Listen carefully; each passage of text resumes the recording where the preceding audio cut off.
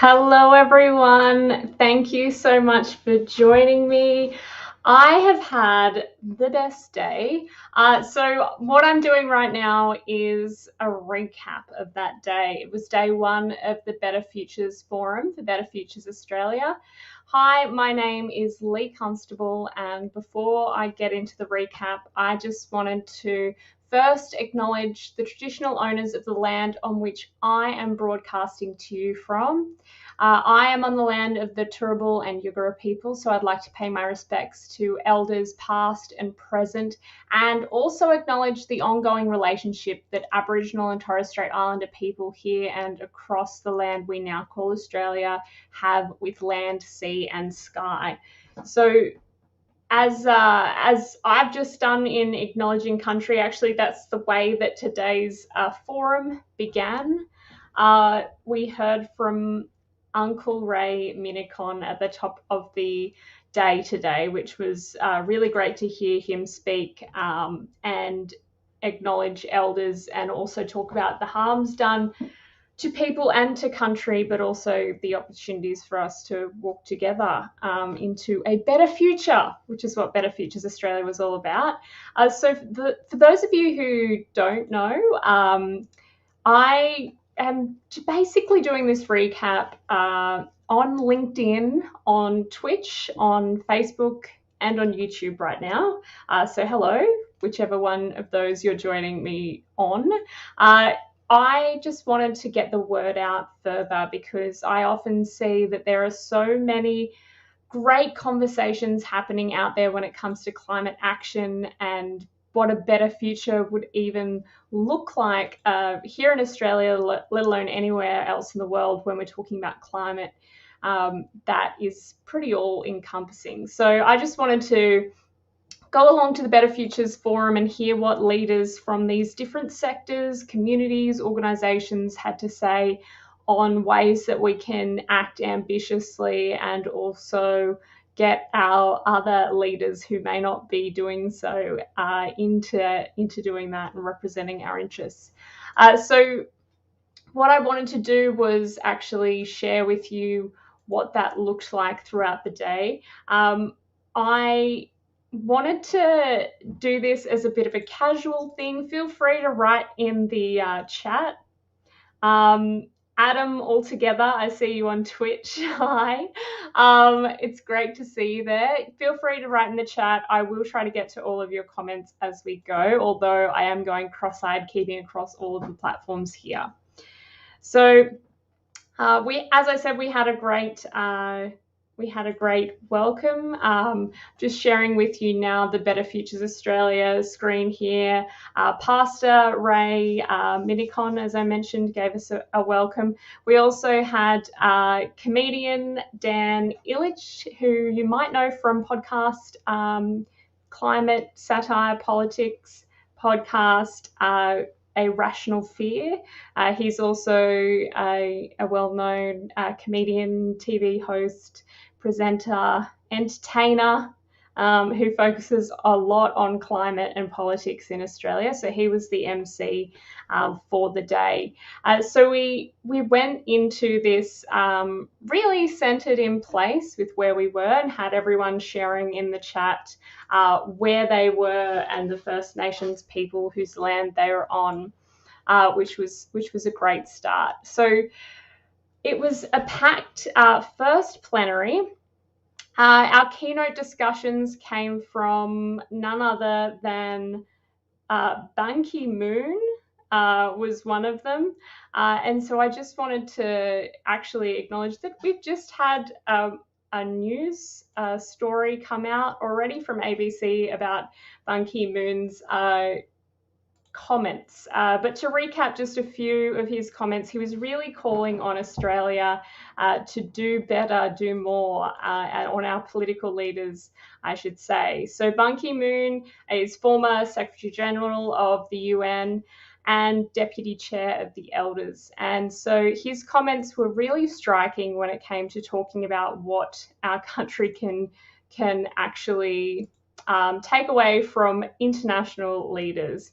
Ban Ki-moon said that we actually have a very unique opportunity in Australia to take advantage of a fossil-free future and lead in renewable energy, which is great. Again, Better Futures is all about talking about these opportunities for a better future.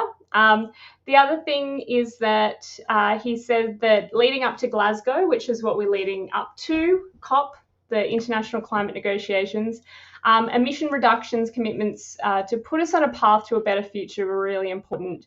And the world's looking to Australia, he said, as a wealthy democracy, rich in entrepreneurial spirit, is how he put it, and sunny and windy, and with a lot of those resources that we need to move to clean energy.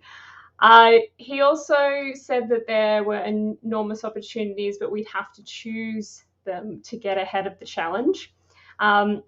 Referring to other countries, Ban Ki-moon said that the US, Japan, Europe, UK have committed to emissions reductions 2 to 3 times as deep a commitment as Australia's current efforts.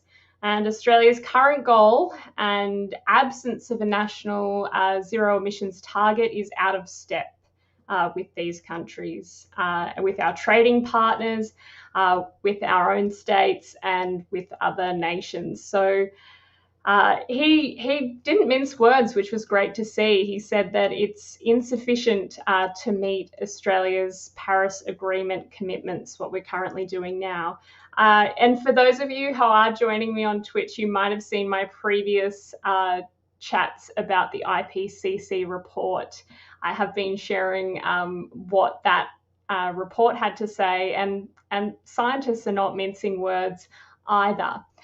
So Ban Ki-moon's comments really got our keynote speakers off to a great start as far as not mincing words, telling it how it is in terms of what should and could happen for Australia. So then we had talks from, we heard from Minister Matt Kean, who's a minister in the New South Wales government. He's a Liberal minister, and his portfolio is energy and environment. So Matt Kean pointed out something that a lot of us know in Australia, which is that the issues of climate crisis have become political, in that they have become issues where it's one party versus another, as opposed to both major parties coming together on this issue and acting together.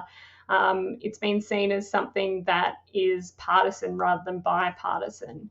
So Matt Kean pointed to the fact that New South Wales, as a state government, are making commitments, but they cannot get to net zero alone. So decarbonising requires everyone. You pointed to big business and banks, obviously super funds, investors, but also federal politics, and that we need national leadership on this as well. We then heard from Sandy Vashar, who is the Lord Mayor of Adelaide, and she talked about, from a city perspective and a local council perspective, the immense achievements that can happen in terms of renewable energy and emissions reduction overall. Sandy also pointed out that Adelaide is in this area that's really vulnerable to heat waves, to fires, to droughts.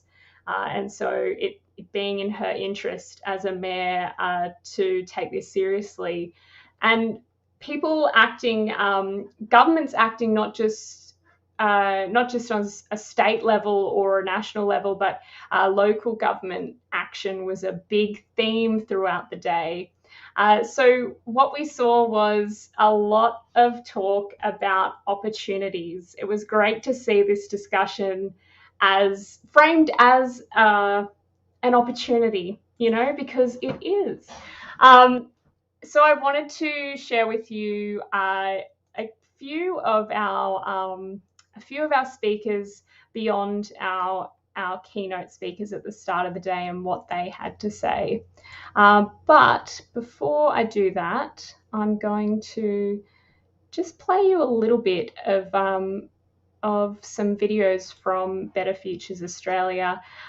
First of all, I just wanted to play you a video about local government and the role that they play. If I can get the tech working, of course.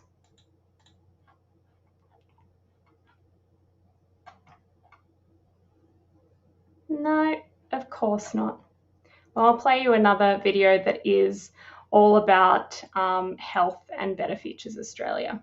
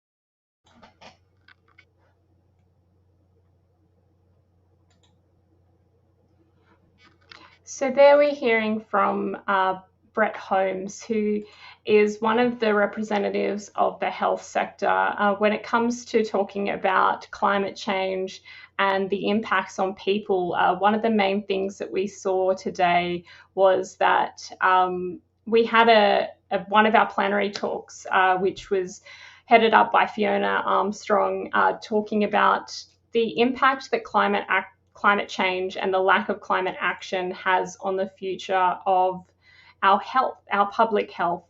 One of the examples we saw was, of course, bushfire smoke and the impact that has on people. But of course, there are many other impacts, and it's actually being acknowledged more and more across the health sector, as we heard from our panelists today. That this is an ongoing issue, and that climate change is actually number one when it comes to a health issue for everyone. So when we were coming together to talk about all these things, the important things that were really emphasized throughout Better Futures Forum today was that no matter what profession or what background people came from, they could all contribute in some way to climate action in their own fields of influence, but also in the fields of influence that they have influence over. So collaborating to push for change, regulatory, policy change, and otherwise. So the plenary keynote speakers that I mentioned, the first three, were followed by sessions where we had to choose. There were multiple different directions to go, but I did manage to sneak into each of the sessions at least for a moment.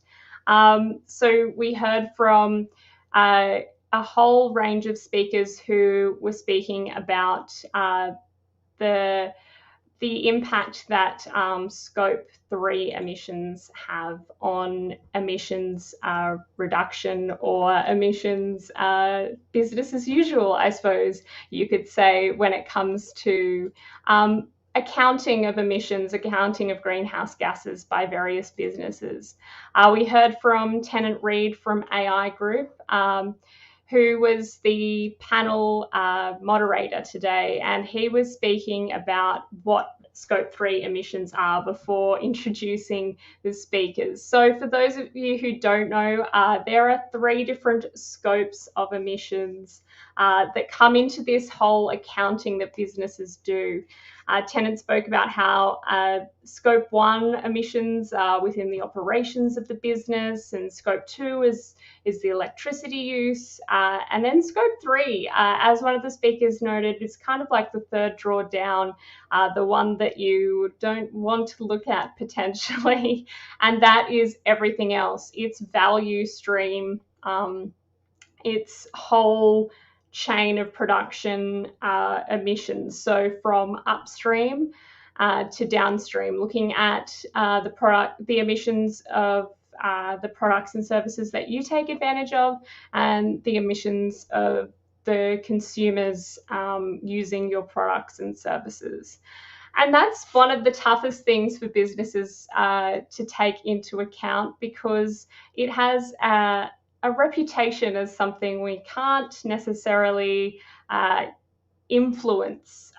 So unfortunately, there has been this kind of brushing of Scope 3 emissions under the rug, although it was great to hear from a range of speakers who could actually outline the ways that Scope 3 emissions could be seen as an opportunity for businesses. So we heard from representatives from Australia Post and from Intrepid Travel, who are 2 of the 16 companies in Australia that have made significant commitments to reduce their Scope 3 emissions. Intrepid was the world's first travel company. Suzanne Etty from Intrepid Travel told us with a quantifiable target last year, and they include the travel of their staff, commuting, flights, cruise ships, etc. We heard from the perspective of Australia Post, we heard from Peter Shelley, who spoke about their Scope 3 emissions and how they have a science-based target, 50% reduction by 2025 for Scope 1, 2, and 3 off a 2009 baseline. So they're saying that basically they're looking at things like air freight for mail, even packaging, and getting the most efficiency out of each flight, looking at the customer end of things, as well as the different companies that assist in moving mail around, as well as the materials that are used in mail. We also heard from Nick Pelousis from 2xe, who spoke about how, from an engineer's perspective, we can actually see that Scope 3 emissions and accounting for them can be a really great way for a company to be able to come up with a kind of inventory of carbon risk. So you're not only looking at your market changing, so consumers making different decisions based on your emissions or the emissions of using your services, but also of investment and investors' business decisions further upstream changing due to carbon, due to pressures from our global market that will obviously come about and change into the future. So it was great to hear Scope 3 and those other third draw emissions, it was Nick who used that analogy, being spoken about as an opportunity to innovate and to be aware of risk. And we also heard from Jorge Chopper who looked at new buildings, reducing upfront carbon emissions from construction, and how new and existing buildings have different Scope 3 emissions associated and considerations that need to come about, as well as tenant emissions, which is a whole other kettle of fish. Uh, we had a great discussion about Scope 3. It's, as Tennant Reed, the moderator of the session, said at the start of the day, it seemed like at the start of the session, I should say, it seems like a very nerdy and potentially too dry topic to get into, but it certainly was a topic that ended up being a fascinating one for everyone, no matter how much prior knowledge we had of Scope 3. So that was one of 4 breakout rooms. We also heard from a series of 15 different local governments demonstrating their case studies for how local councils can be a part of change. So all over the country, councils from the Blue Mountains to southeast Queensland, to coastal New South Wales, South Australia. We even heard from people from, cities as well as regional councils talking about the different initiatives within the scope, hate to use that word over and over again, of what they actually can impact. So that was a really great session for seeing all the different ways that no matter your level of government, all the different things that can come about from the ways that people are doing their everyday actions as councillors and as people with power over local facilities. Waste management was one that came up, as well as energy and other different areas that they could influence. So that was a really great session as well. And another great reminder of what the tone that was set at the start of the day by Matt Keane and Sandy Vashur, who were talking about their state and local influence over climate action. So really, those two different levels were both represented. We also had a panel which was about state government influence, looking at things like renewable energy and regenerative alternatives, looking at EVs, which is a really important issue, one that Sandy also brought up in her address at the start when she was talking about the need for regulation, and also that states are acting because the federal government aren't. That was one of the main themes that came up in that session. And health, you saw part of a video at the start from Better Futures Australia, which pointed to the connection between health and climate. And it's a huge and growing movement. That was something that was reiterated throughout that session.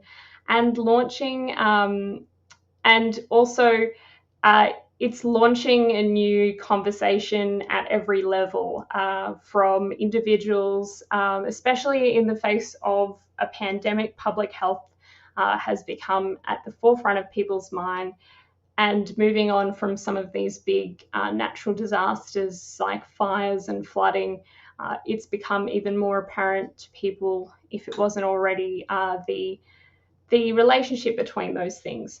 But apart from health as something that's impacted by the climate, there was also a discussion about the health sector having an impact on the climate.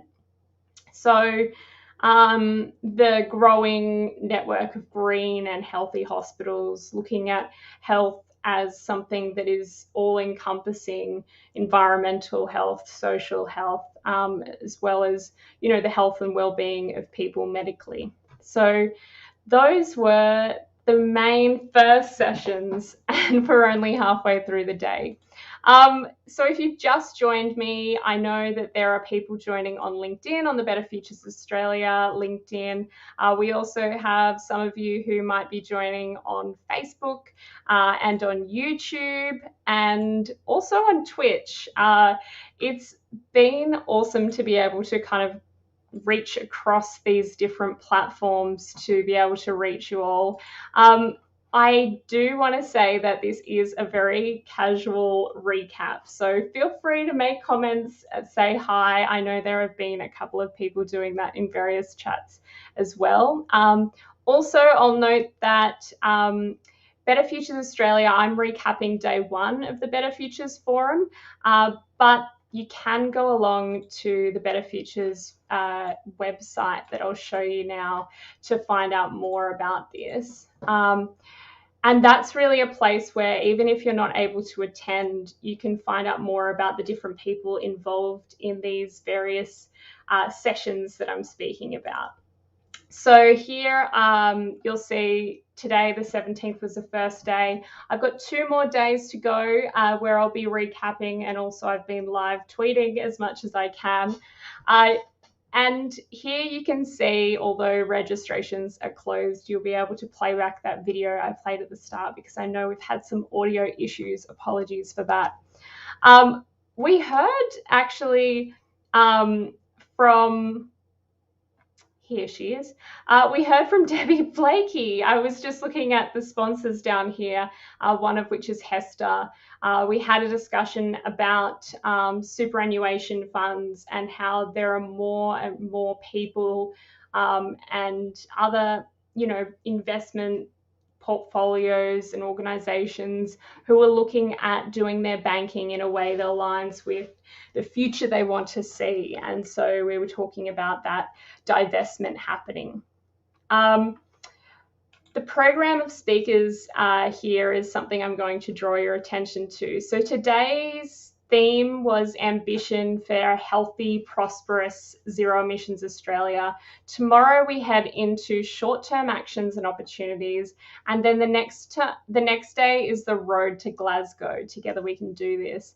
Now, the road to Glasgow is the name of the game because, and also really the name of this stream, because I'm asking what the COP, and Glasgow is where COP, the Conference of Parties, which is the annual international climate talks, is happening in November. So the aim of this forum is not only to have these conversations and this networking opportunity, but to have concrete collaborations, ambition, commitment towards what we can do in our own spheres and collaborating with each other, as well as making noise on the road to Glasgow, because it's important that not only that we let people know locally, but that internationally there's more of an awareness of the fact that Australia's population and professionals in all realms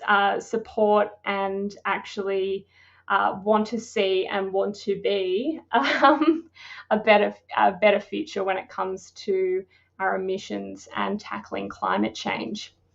So what we're actually going to be doing is driving towards that. And that is why this all exists, and also why I'm trying to get the word out there a bit further. If you did just join and you're also wondering who I am and what I'm talking about, my name's Lee Constable, or Constababble if you're someone who uses social media. I'm a climate communicator, and I decided to go along to the Better Futures Forum and check it out. And then I wanted to do these daily casual recaps to let people know what was happening, so that you can all find out more and hopefully get involved even if you haven't been able to come along to the forum. So at this stage, I've recapped just a few of the main points. Of course, there were many things in this jam-packed program happening over the course of the day, and many different discussions from people across different sectors. In our huge panel discussion we had led by Adam Morton from Guardian Australia, we had representatives like Kerry Wilson and Deo Prasad, who are both professors in sustainability in different areas, Professor Prasad is at UNSW and Kerry is at QUT. We also had John Liddon, who is of McKinsey, Abigail Forsyth, who's co-founder of Keep Cup, Taylor Hawkins, who was speaking as the managing director of Foundations for Tomorrow, talking from the youth perspective. Debbie Blakey, who I already mentioned from Hester Super, and Francis Whedon, who is the founder and CEO of Vulcan Energy Resources, which is actually, I hadn't heard this phrase before, but I love it, but it exists. Australia's first, at least, zero carbon lithium company, which is awesome to hear about. During the discussion, there are a few different highlights in this keynote discussion. One of them was that we were able to actually hear from all of these different people in different backgrounds about what was happening in their world, and hear a collective agreement that more needed to happen and that collaboration was key. Another moment that shone through was when Adam Morton, the moderator from Guardian Australia, asked Kerry Wilson a question about what the university sector was doing, which, you know, her and Deo Prasad both spoke to during the panel. But she kind of turned the question back on him and asked what the media was doing, which was great to see, given that we know that the media has had a huge role to play when it comes to better futures, or, you know, false balance with not so good futures. I'm talking about climate denial in the media over the past couple of decades. So it was good to hear at least that discussion touched on in today's panel. So those were just some of the many discussions that happened this morning. I will also do a quick recap of this afternoon's sessions, although noting that, as you can imagine, there were many different great examples of what we spoke about across the board. We had breakout groups following different themes. So we had discussions about policy settings for climate resilience. We heard from Cassandra Goldie, who's CEO of Australian Council for Social Services. She spoke about climate change and climate action in terms of justice and equity, and brought up the really important point that bears repeating, that those of us who have lowest socioeconomic context, who are from developing countries, who are from lower income families and backgrounds, are on the forefront and are more likely to experience the impacts of climate crisis, and also more likely to experience those impacts for a longer time. So a really important point to start that off. We also heard from Inez Willocks of AI Group about industry and opportunities and challenges for industry when it comes to climate action. One of those that he pointed out was insurance, and the difficulty and the increasing price cost of insurance. We heard from Warwick Ragg from the National Farmers Federation about the context of climate action and policy that's needed to drive action when it comes to various different types of farming. And definitely the cost of transition and just transition is something that he emphasised. And we heard from Rebecca McCullough-Wright, who's the CEO of Investor Group on climate change. And she was able to really let us know that we have a positive future when it comes to investment and divestment. I suppose they go hand in hand, because more and more investors, as she sees, and she's worked for the past 5 years for Investor Group across Asia, and is now CEO of Investor Group as a whole. She was saying that investors are more and more looking at climate risks when they're making their investment decisions. And so we're seeing that kind of market context that's supporting, less and less supporting investments that would be risky in the face of climate change and the changing economy that we're seeing around that, and responding to the climate goals put in place at the Paris Agreement. Similarly, on a similar topic, segueing from Rebecca's topic, we saw another discussion on climate-friendly economies and what that looks like from Dr. Amanda Cahill from The Next Economy, Jane Morris from Corio, Christy Howie from Environment Centre Northern Territory, and Emma Kate Rose from The Next Economy as well, from the Food Connect Foundation. It was another opportunity where people talked about the circular economy, thinking of the entire loop and not just part of it, really closing that loop. It was a great opportunity for people to ask questions about how we actually go about changing the economic circumstances of the world we live in. Noting also the downfall of the current economic system that has led to or exacerbated climate crisis.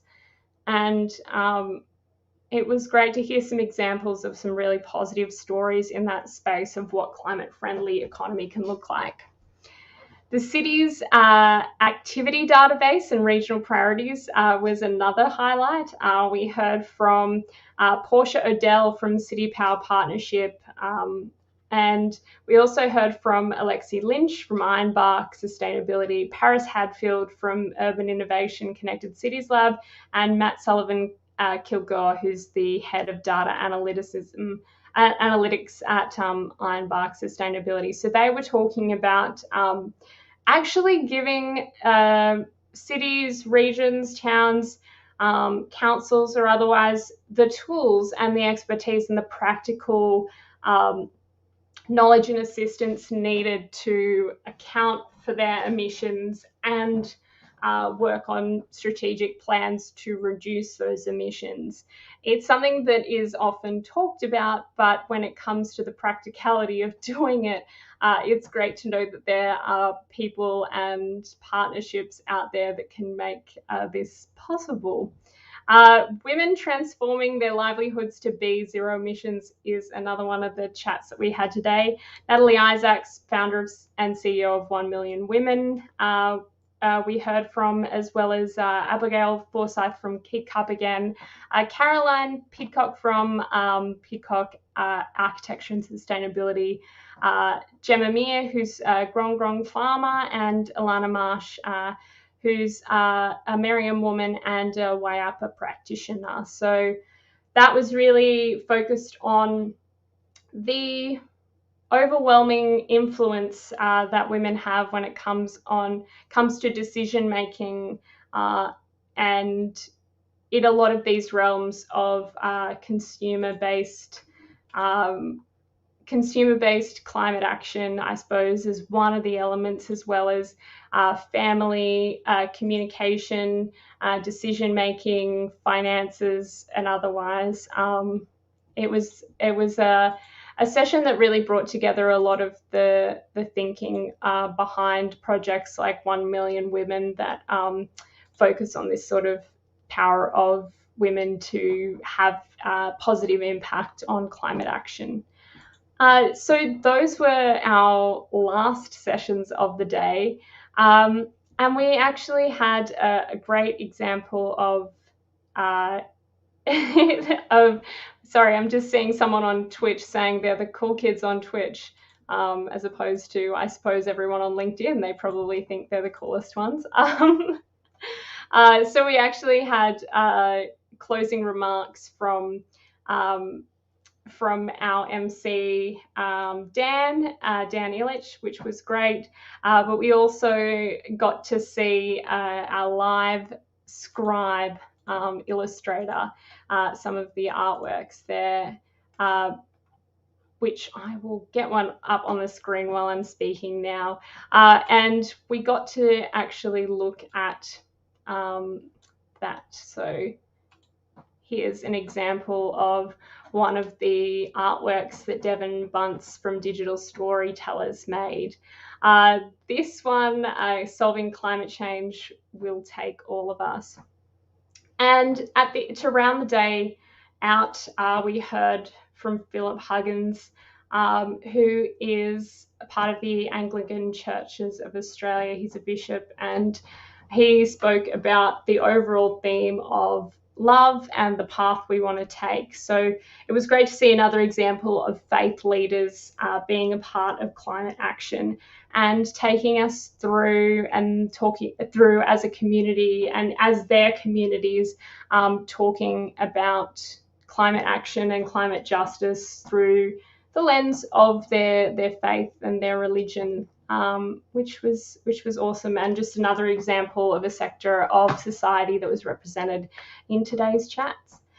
So that is the rounding out of a really quick, 45-minute recap, where we had so many discussions today, but basically my takeaway from today was that there is both the will and the enthusiasm across the board when it comes to climate action in Australia. I really took away that we don't need to wait. There's so much we can do, but also that there's a lot we can do together to put more pressure and more positive pressure as well on our federal government in the lead up to Glasgow to do more and to make sure that we're actually being represented. I think we don't have necessarily a problem when it comes to the will and enthusiasm in Australia, which is great to see. One of the things we do have the problem with that a lot of people brought up today was the leadership on a federal level when it comes to having clear targets as a nation, having something that we can actually pin our efforts to as various groups when it comes to strategy, and making sure that we're not doing lots of individual separate efforts, but that we're all connected in the way that we tackle climate change and make sure that we have a just transition and have as much urgent action on climate change as we can.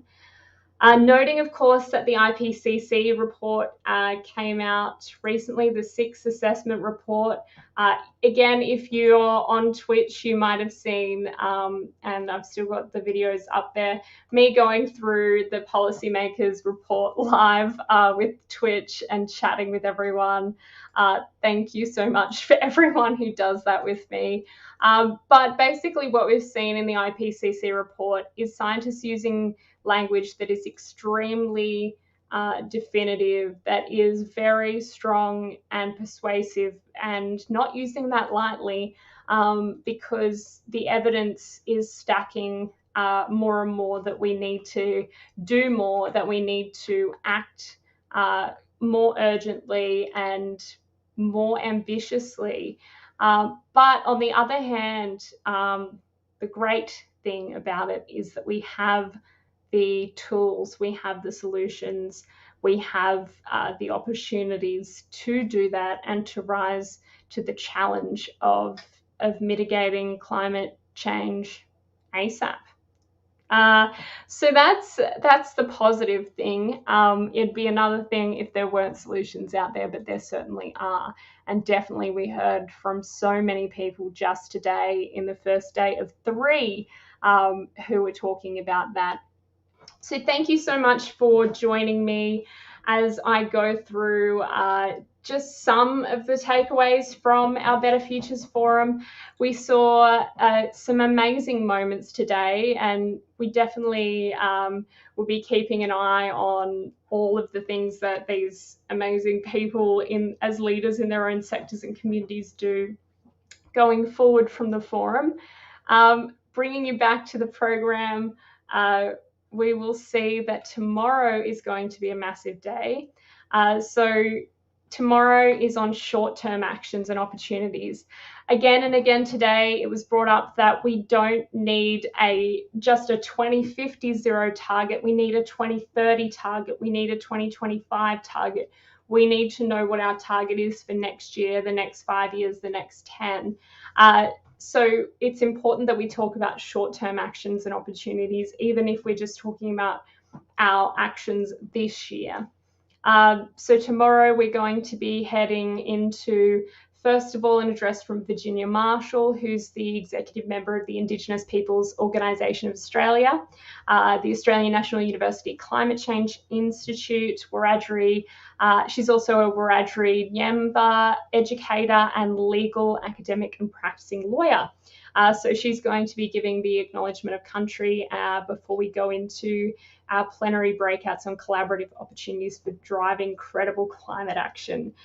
We've also got breakout sessions on better transport, justice in the community, on a path to zero emissions. We're going to be talking about creating a zero emissions healthcare sector, partnering to achieve zero emissions supply chains, and then we're going to hear from a range of speakers on sustainable jobs and industries in healthy communities, before we have more breakout sessions on tourism and the outdoors, building resilient, sustainable and equitable cities, healthcare workers as part of climate solutions, from the front line, so working with impacted communities on energy transition and better futures for heavy industries.